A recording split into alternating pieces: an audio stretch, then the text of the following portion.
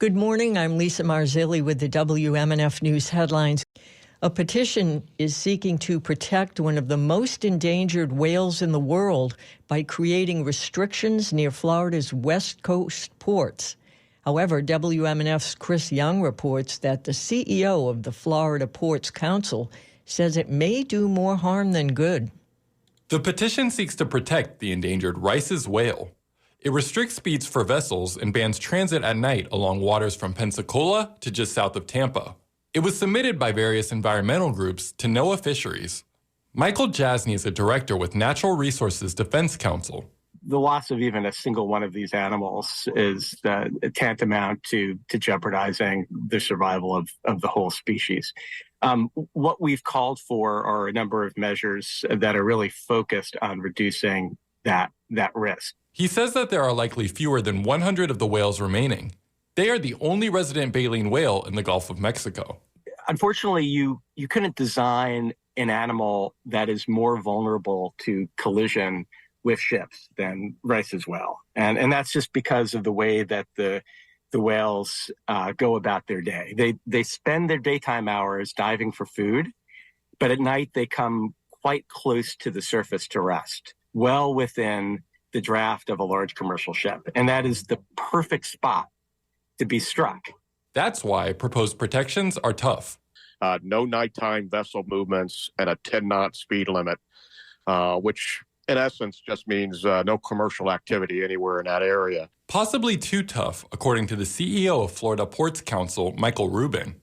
But those international shipping lines that are coming into Florida are going to go, I can't deal with this restriction. I'm just going to go somewhere else.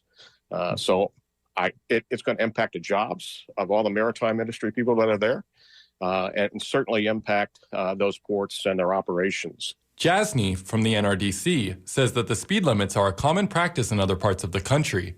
As for the nighttime restrictions, he understands how they can pose a challenge to ports. Those kinds of things are going to take time to think through. I think what's important is that we work collectively, roll up our sleeves, and see what more we can do to save the species. The comment period for the petition closes July 6th. Afterwards, NOAA Fisheries will consider whether to accept or deny the petition. I'm Chris Young in Tampa. New College of Florida is continuing efforts this summer to become, they say, one of the top liberal arts colleges in the country. As WMNF's Talia Van Sistine reports, yesterday the college's presidential search committee approved a new salary range for the job in hopes of attracting a candidate who will achieve the goal. Richard Corcoran, as New College's interim president, has a base salary of $699,000. But the new base salary range, unanimously approved by New College's presidential search committee, suggests the next president could have a base salary as high as $868,000 or as low as $487,000. Committee member Robert Allen, who is also a New College alum and former trustee, says the president's pay should account for the role's high expectations. The job is going to be incredibly complex.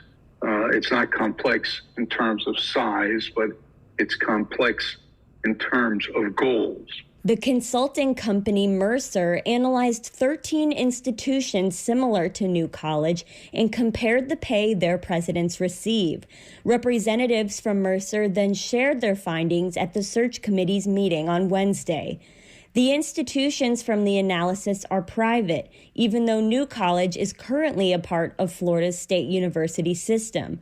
Search committee member Alan Levine says this makes sense because New College is becoming more like a private institution. We're competing for the same pool of talent that those institutions are. Trustee Matthew Spalding says as of Wednesday afternoon, there were 57 applicants for the president role at New College.